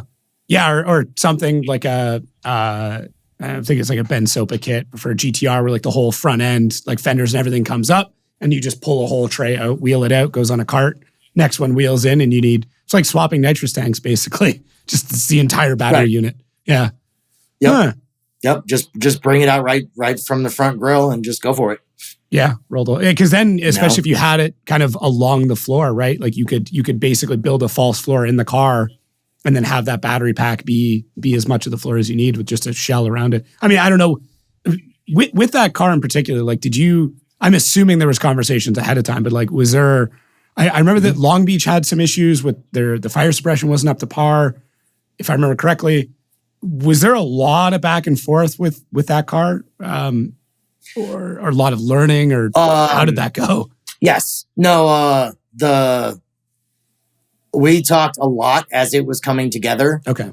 And they'd send me pictures of, how of the battery box and how it was assembled and how they were doing the cells. And this was the idea for flooding it if a cell did start to, get in a thermal runaway and like all the things. And they made an instruction manual. And I mean,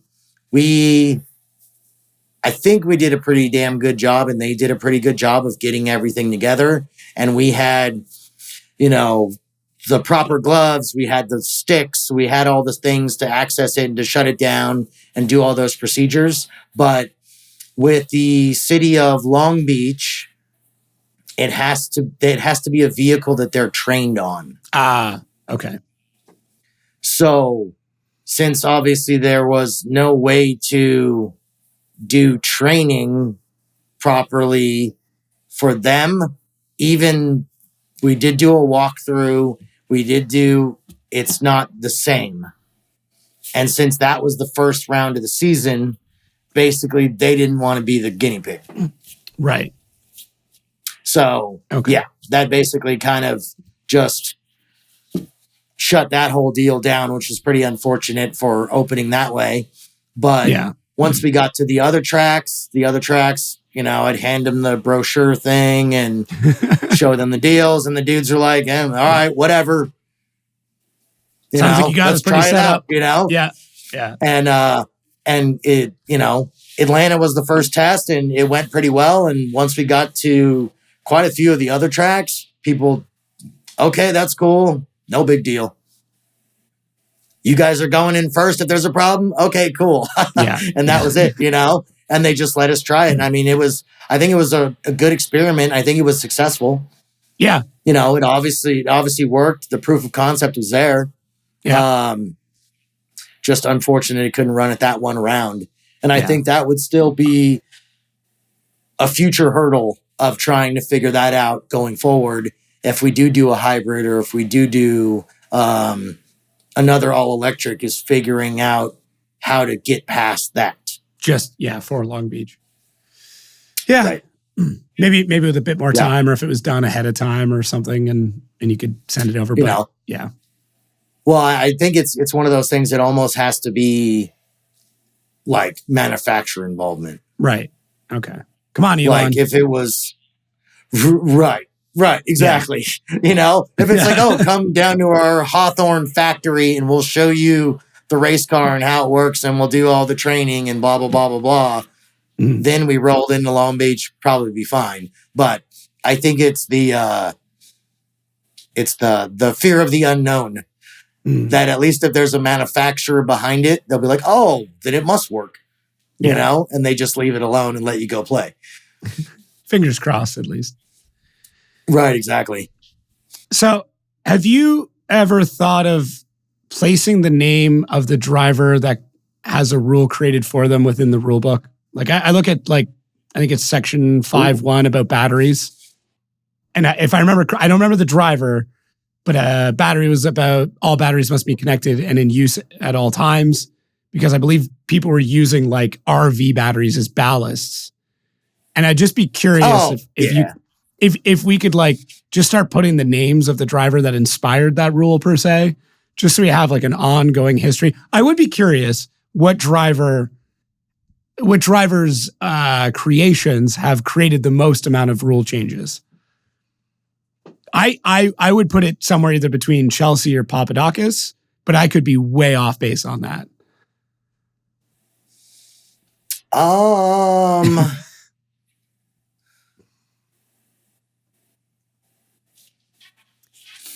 I'm trying to think of some good ones. So brake bias comes to mind. Left, right brake ballast. I think that was a Chelsea thing where he had a knob inside the car. Wasn't him? No, that's Forsberg. Oh, okay. So hang on. Did you have that? Brian. That's Brian from MA. Hi, Brian. Okay. I was curious, like, did you, okay, maybe I'll give you a minute, but did you have to, was there anything you were doing as a crew chief that you then had to rule out later? Yes. Really? Can you say what it was? Sure. I think we're past the statute of limitations now. No. I mean, it's why I made the rule. No, sorry, I mean, Chris. So back to the previous thing with the brake bias, right? Okay. So like that one, obviously, when I found it, I was like, oh, that's a damn good idea. Yeah. It's not against the rules. Yeah. So see you next year on that one. You know what I mean? So they had a full pull on that one all the way through. And then basically the reason of that was so the judges can't see you locking up the front wheels. Oh. So you could, were they changing it mid-run? No, if you're like on the bank at Irwindale, right? Yeah. You're chucked in, that wheel would lock up and then smoke. Yeah, the front left, right? Right. So inside. you go the other way. So the brake pressure doesn't lock that wheel. Huh. So it's then you don't get a deduction from the judge. It's like he's locking his front wheel because it doesn't lock the front wheel. So there's no left-right brake ballast now or bias at all now, right? Okay. You Correct. can still do a front-back, and I believe you can still have front-back in the car. That one you can adjust. Yeah. Okay. But no left-right. Yeah. So that's why I did that rule, and then I made another rule that any device that is designed to basically deceive the judges is also illegal. Okay. And that's so I usually throw one. a catch-all in there somewhere, yeah. I'd be curious what that stemmed from. What do you mean? Like, I'd be curious, like, if that, like, did that come from something in particular, or was that just that came from that? That came from that. That came from that. So you did a specific and then a generalistic rule to like blanket in case somebody tried something else. Okay. Right. Just a double catch. Just because obviously if there's some way to make something appear different, then it's probably to your benefit. Right. You know? Especially in the judges, you kind of have to go down the path of, oh, this happened and then this happened, so therefore it's this guy's fault or what have you. Right. If you're doing something that makes things look different, then you could win and it's not necessarily real. So back to the other one. Yeah. The subframe height in the chassis. Okay. So spacing subframes. Correct. Because depending on the car you have, some of those gaps are big. And before you could do whatever you wanted. Mm-hmm. So on the chassis, if you need to change your anti-squat, instead of moving all the arms, because I want to say then we had a 1-inch rule that you could move the arms. Yeah. Or maybe we had, because it went back and forth. We had a 1-inch back in the day. Then it went to 0. And then, so somewhere in that thing, I couldn't do what I wanted to do. So I just turned the whole damn subframe. You just spaced it. Wow. So I just spaced it one direction. So one way basically went up, one way went down. So I could jack it the way I wanted to go. Was that inspired by any of the drag racing stuff, or was that just a geometry thing where you're looking like, hey, I can't do this. Where else could I move this? Right. Basically, I was just trying to get more grip out of the car for what we were doing at the time. Right. And that was the only thing left in the toolbox that I could do, because I couldn't, without actually redesigning the hub and the whole entire spindle and moving everything around. Mm-hmm. That was the easiest way to do it. And then I could actually easily change grip too. Because I could add a 1/4 inch. Yeah. I could add a 1/2 inch and then better, cool. Oh, too much. Okay, do this. Change it back. Boom, boom, boom, done. And you just let it roll. And that worked out pretty good. But I believe it was when the Camaros came out, the later, whatever generation Camaro that is. Like Tyler McQuarrie's Yes. Camaro? Okay. Like that style. Mm-hmm. Or it was Conrad. Oh, okay. It was Conrad Grunwald. Yeah. That one had a spacer. I want to say it was like, it's huge. It's whatever it is in the rule book. It's gigantic. So you would have had so much room. You could be ridiculous if you wanted to. So, because you could probably move it 3 inches if you felt like it. Doesn't move the suspension point that far because of the way the pivot is. But I was like, all right, either way, I'm going to chuck this in the rule book and finish this one off. Yeah. So that was a big pain in the ass too, and still is a pain in the ass trying to get that through tech. But whatever. Yeah. Live and learn. Is there like any other good rules in there? Here's one for you. There's always been concern of traction control. Is that ever actually been confirmed that people were using it or that somebody tried to use it? Oh, I'm sure it's been tried. Oh, 100%. Yeah. If as far as I know, no one's ever been caught. Okay. But it is very difficult to do at this point. Right. To try to figure that out. Right. Because there's so many different strategies and different ways you can get to the end goal. It's pretty hard to kind of monitor that. That's why we went with the removing of the speed sensors on the wheels, the wheels, and removing of the drive shaft sensor, and removing of some of those items just to add to the complication. Right. So now you're just using GPS, and then, which is not perfect. Well, if you use that, what are you using for your other side? Now you have to use gear position. You have to use clutch slip. Mm-hmm. You have to use engine RPM. You have to put all these together to try to make it work the way you want. Right. Because it's not, you know what I mean? You'd have to have it all math built out ahead of time. So it's just kind of one of those things to make it, you're going to have to spend a lot of time in it to make it work right. Could you? And that's kind of the, I'm not there yet, but soon. Could you not take a really good run and then essentially get the ECU to run that again? So let's say you do a practice run that you feel is really good. Could you not then, okay, cool. As soon as I get into fourth, the throttle's just going to do what it needs to do. And all I have to do is drive at that point. Because I remember, I think it was James would play a lot with his rev limiter, and you would hear how the car would kind of change in between practice. And it seemed like, and I can't confirm this, that he would, this is something like an Irwindale, he would just set his rev limiter exactly where he needed it to be and then hold the car there. And cool, I don't need to modulate. Now I can do a lead run and just let it go. I come in, cool, I hit a button. Now I have full rev limiter and I can do whatever the hell I want and chase.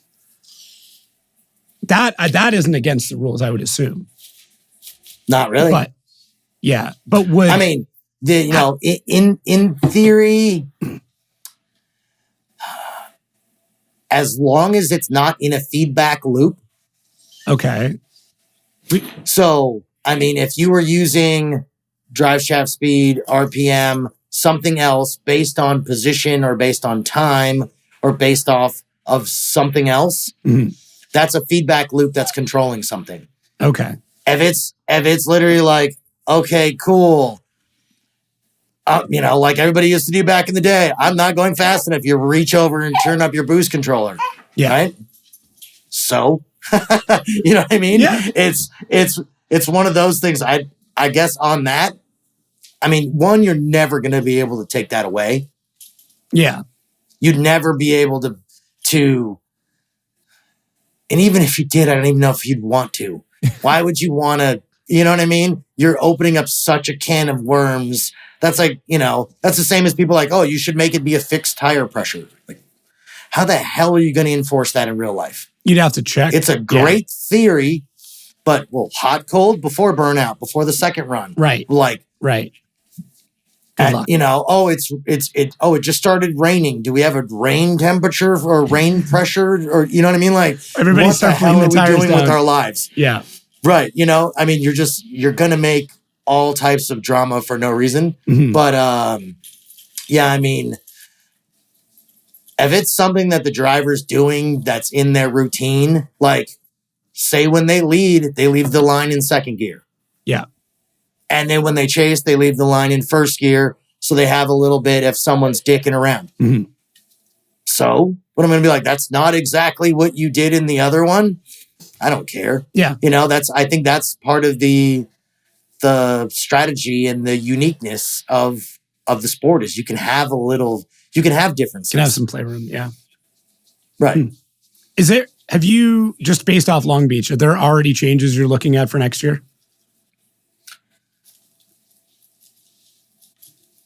Not yet. Nothing yet in concrete. There's always like I'll see something and I'll make like a random note, like, oh, we should clarify this better. Or I'll make another damn illustration to explain what this 2 words means. You know what I mean? Like, so yes. So some of that stuff, there's always, it's constantly evolving. But yeah, nothing yet that stands out that I want to try to change around yet. I was curious because it seems like RTR has made some crazy changes in the rear end. They were talking about the new suspension, and that's why they're running those aero disc things. Which honestly, I am shocked. Past your tech, I figured with the wing rule that we don't want things coming off cars that they would fall in within that, but that was my interpretation of it. So. The wheel discs are interesting. Yeah. And if they were hubcaps or they spun, it would definitely be no. Okay. Right? Yeah. But they're fixed and they're attached separately to the, not the lug nuts. They're attached separately from the lug nuts. Yeah. So that was kind of an experiment. Like basically I said, okay, we'll try it. If one comes off, and if they're all coming off. Right, they come off and they turn to frisbees, then we're done. Yeah. But I mean, it's interesting. I'm surprised we didn't see any real contact with them. Yeah. Yeah. So I'm curious to see kind of how that goes. But say like shred somebody's front tire or something. Right. Yeah. Right. Then it becomes it's a whole thing off. Or right. I'd be more concerned. Problem. I'd be concerned about chasing them, and then you get up real close, and maybe you touch their wheel, and it shreds your tire, which could happen with any wheel. But it not being because most guys are running concave, so there's nothing really there to cause something to tear your tire. That would be my only concern as somebody chasing. Yeah, like, but I mean, it's plastic. Granted, if you caught right on the edge, it would probably grind it up pretty good. Yeah, but I think for the most part, it'll probably just flex a little bit. Yeah. So I don't know. It'll be interesting, to see if it's actually something they want to keep going. I'm curious if that's the styling. Because at first I didn't know if it was going to be all 4 wheels. Because I heard about it a little bit earlier and then I didn't hear anything at all. And I was like, maybe they just gave up on that whole idea. And then I saw them when they got there and I was like, oh, that's interesting. And I was like, you're putting the front ones on? And they're like, no, just the rears. And I was like, oh, okay. Like, that's unique. It's interesting. So, but it doesn't, I don't know. So far, no problem. It's always hard at Long Beach because it's such chaos bringing everything in all at once and trying to absorb everything, just like Atlanta's going to be bringing in everybody for a PROSPEC. Yeah. Trying to, I guess, figure out if you want to make these decisions or not. I don't want to do a knee-jerk reaction and be like, no, that's it. Forget him. Get him out of here. Yeah. And then be like, why? I just don't feel like it. You know what I mean? Like, it could potentially be something that might break. Like, it's hard. Yeah. So that's why I want to just, I don't know. I'll feel it out in Atlanta and see how well they go. And we'll just see what happens. Because everybody else that I'm aware of, if it's a hubcap that is like snap-on, or if it's something that rotates, then it's against the rules. Okay. Something that's fixed. I'm thinking like NHRA and other stuff. If it's fixed, I mean, you think of salt flats. Yep. They have if it's bolted on, you can have it. Yeah. So kind of using that as my precedent and my... It's not really wheel-to-wheel racing on the salt flats. Trying it out. Yeah. True, but, going 200 miles an hour, you don't want the damn thing flying off either, or 400 or whatever the hell they're doing now, No. Did we... I always say we. Is the cone placement changed this year? Obviously, Dean Carney has some thoughts on that. So that was funny. Whatever. He always has thoughts. Great clickbait though. But perfect. So good. Rocking the nice heat waves on that one. I was like, damn. Yeah. I recognize myself on that one. Yes, because they put in a bike lane. Oh. On the street. Oh, okay. So they put in a bike lane on the street. So when they put in the bike lane, they repainted all the lines. Yeah. So all the lines were offset because people are like, if you look at the pictures from last year, the lines and this and this. And I was like, well, yeah, duh. The lines are different because it's not the same. They repainted the road. Yeah. Right. So they repainted the road. But the reason why we did the road, or I do the lines, is because in the past they had contact between there and initiation. Right. Yeah, it was a huge issue. Right. Correct. Yeah. So that's why that cone is on the line, is so they can use that as a reference. Oh. Because that goes all the way down to the stop sign. Okay. So I didn't want... Dog's losing his mind. I didn't want to ruin that for the judges. Okay. By getting rid of the contact thing, which is usually way more controversial, way more annoying if you're losing battles and now they can't tell if you crossed over because it was off by 11 inches or something. Yeah. On the actual width of the chicane like normal. So you can easily fit a car down it because it is a car lane. Mm-hmm. But if you line up 1.5 inches from the cone with your right front tire, you're going to hit it. So if you were in the middle of the damn road like a normal person, this wouldn't be happening. Right. And I get it. But people were hitting the wall and hitting the cones and da-da-da-da-da. I get it. But that's its job. That's what it's there for. And you're supposed to go through it and then rip. Yeah. Yeah. If you're trying to go through it too fast and you're damaging your own thing, you could do that anywhere, regardless of how wide it is. I could make it 14 feet wide. If you still want to try to go through it 70, you're going to hit the wall, So, yes. The what started the thing with Dean is on the radio, they said it broke the whole start light because I can't see. Oh, okay. I can't see anything. Yeah. So it came across that it broke it.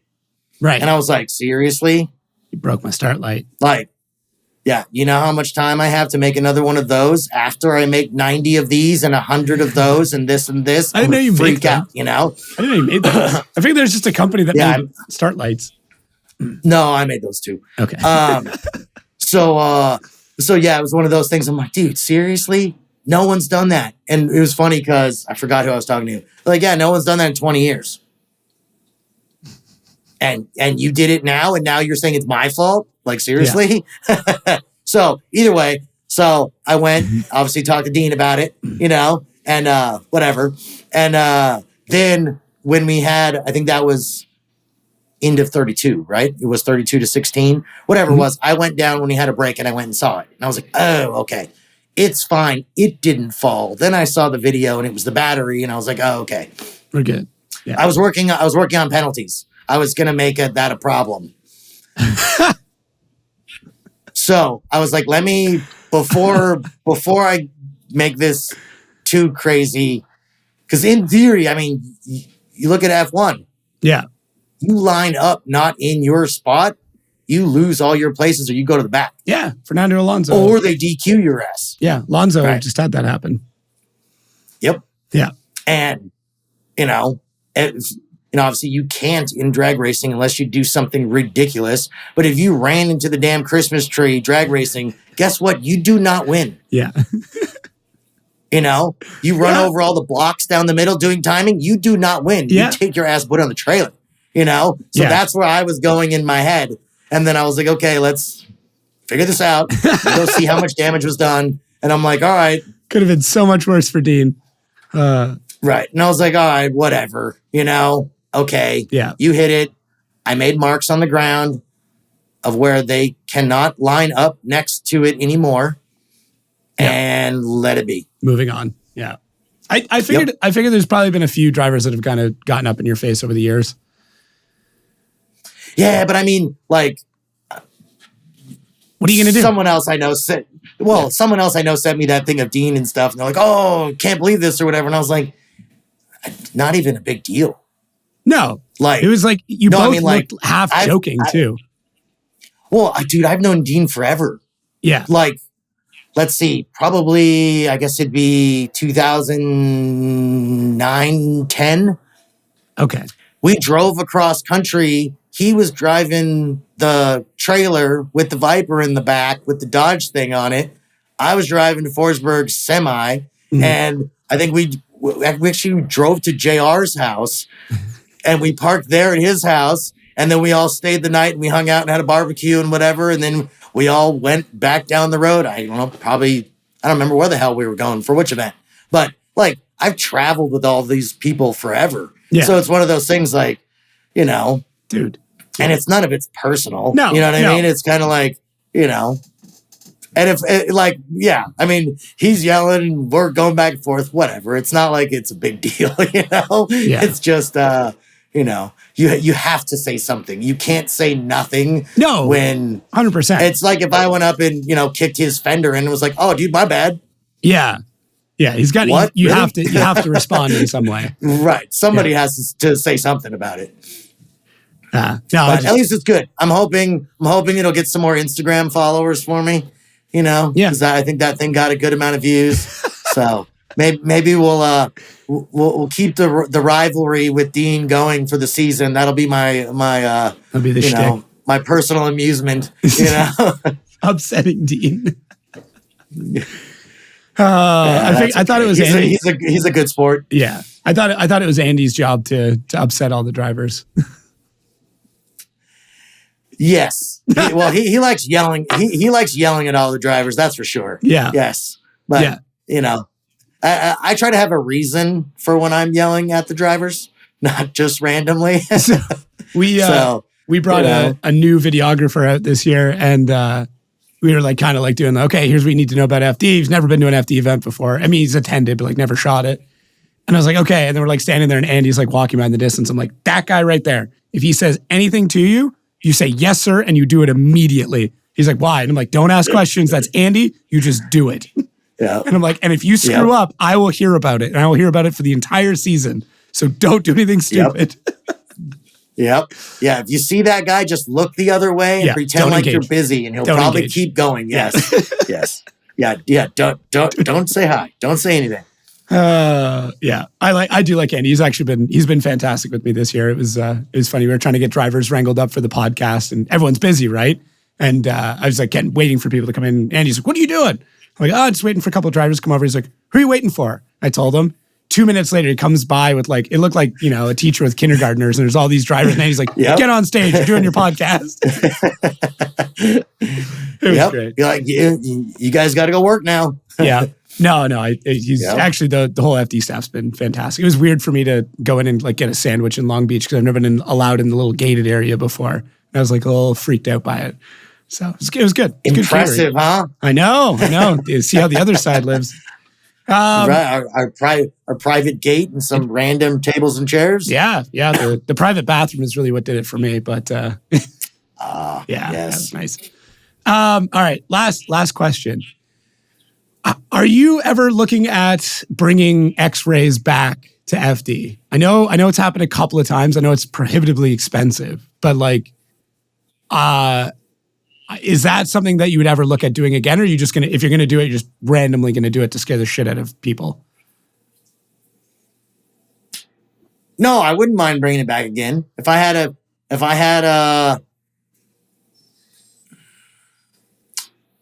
I guess good incentive for doing so. Okay, fair. You know, because it's a process. It's money consuming, and it's kind of it's just kind of a big project going on, and it's you have to be specific enough. Trying to do it for 40 cars would probably be unreasonable. But if I wanted to take 5 or 6 or something, that would be fine. Okay. That'd be something that is still doable and attainable. But it'd have to be there is something worth digging into. Right. There would have to be a scent trail that would lead you to getting an X-ray machine. Well, it'd have to be something that would be over the top to make it worth it. Okay. Do you get like any jollies out of like trying to find that kind of stuff? Like, is there one of those where you're like, there's something going on here and I'm going to get to the bottom of it? Because you have the ability I guess you have the ability to think, not like, I guess like the best cops were criminals. You know what I mean? Like, I feel like because you probably in your time bent a lot of rules, we've already talked about the subframe spacing. You have the ability to kind of think in that way of like, okay, if I had this problem, how would I fix this thing? Right. And I guess a lot of it is, I don't really, obviously the safety rules have to be in place. Right. All that has to be in place. I try to keep an eye on where obviously it's me and Trey and then Chris that comes and helps us out for tech. We're not a 100-person department analyzing data and inspecting cars the whole time. So I kind of have to pick and choose my battles, So if you're 39th, I'm probably not coming to bother you too much. Yeah. You know what I mean? So, and if you're having a discussion the other day of someone that was in the top 5, let's say, and I was like, hey, well, I need you to help me out with this. Do this like this, and then we're good. And it's one of those things, well, but blah, blah, blah, blah, blah. I'm like, you're up there now. You have a target on your back. Yeah. You don't want to be that guy. Yeah. You don't want to be the guy that someone decides to go protest because they don't like something on your car. And now you're screwed. Yeah. Now you have a problem. If there's anything so usually though, if I can help out and make it be something not crazy and make it be fixed, I'd rather do that. Yeah. Because I'd rather them settle it on the track than us settling it in a damn office somewhere of who ends up being the champion based on what you're doing. But if it's something that's ridiculous and you're over the top and you're clearly, what you did when you did it, and that's not allowed, now that's different. That's fair game. Yeah. And then, there's always stuff that's you're being completely ridiculous. This sport is not based on lap time. This is not what was it? Was qualifying F1 was tied to the 1,000th of a second. Yeah, it was crazy. This is it came down to who just did it first. Right. This is not that. This is drifting. You don't need that you know, you don't need that extra bit of insanity, that extra bit of knife edge. You know what I mean? You know what I mean? It just, maybe you do, but I wish you didn't, I guess. You know, it's not judged in that fashion. You could do the sickest run ever, and I'd be like, damn, that's a 99. Then it'll come down from the judges, 87. I'm like, shit, whatever. I don't know anything. You're like, it's not a judge. Yeah. Right. And, you know, you move on your way. But that can happen regardless of all this other dumb stuff. Mm-hmm. So I wish some of the stuff was just simpler at some point. But that's wishful thinking, I guess. I know I already said last question, but is there, to wrap things up, another way to say last question, is there any good, like ridiculous thing that you've caught? I mean, we don't have to talk about who it was that you're able to talk about to end this off. Something crazy where you're like, why would you even do this? Like, what benefit? Or like, I can't believe you even tried this, or something like that. My problem is I've heard stories in the pits for years, and I don't know how much of this is hearsay and how much of this is driver drama and rumors and stuff. So, well, I mean, there was tires that were glued on in the past, right? So that was one that I'm like, come on. I mean, that makes sense to me, though. I get that. But it's written that you can't. Oh, the rule is already in place. It's right there. Oh, okay. Well, then, yeah, that's kind of a dick move. You know, I'm just like, ugh, you know? Don't make me come talk to you. On. Yeah. Right. Why are we doing this, you know? And it's one of those things. There's been, you know, illegal weight stuff in the past and that type of thing. But some of those things are hard to catch, you know, because you have to get it at that exact point in time, because the next round, it may not be there. Mm-hmm. And, you know, that's, you know, hence x-rays, hence all these other things, is trying to find these different things that did exist at one point, but I suck and I missed. You know? So, yeah, it's one of those things, but you know, you got to keep trying. Yeah. But if you're doing something that's that over the top, like you mentioned, that battery full of concrete, dumb, by the way, because it probably, well, I forget what concrete is per cubic foot. The battery was, I want to say it's, I don't know, 78 I know it by cubic meter. I worked in concrete for a long time, so I know it by cubic meter. So to switch to cubic foot would be tough. Yeah, but either way, that being a lead acid battery, probably you're not talking a lot. Yeah. By the time you're done, you know. So I'm like, oh, okay, cool. So you spent, I don't know, a week adding 10 pounds to your car. Okay, why don't you just throw a damn water bottle in the door? You know what I mean? Like, throw 2 2-liter bottles of Dr. Pepper, one in each door. I don't care. Works as ballast and a bribe. It's perfect. Right, exactly. I mean, you'd be at the same position by the time you were done, you know? Yeah. But yeah, that's one of those things. It's always interesting to see stuff, but I'm like, well, you know, whatever. Yeah. Next time.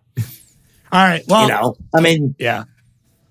I mean, I think that's, at least in my mind, probably the best spot we can leave it off. As much as I'd love to get all the stories, I know you got secrets to keep, so we'll talk off air, and then people will bug me in the crowd after. Yes, there you go. Cool. Do you want people following you? We talked about bumping up your Instagram. You want to do a quick shout out? I'm excited for the stats stuff, so that's if you're a nerd like me, make sure to follow. Yeah. No. Kevin Wells 411 on Instagram. Nice. That's isn't that Turk's number, or is that just like 411 for like the information, like info 411? I had mine first, bro. Oh, okay. I feel like that's a conversation that's already happened. Yes. No.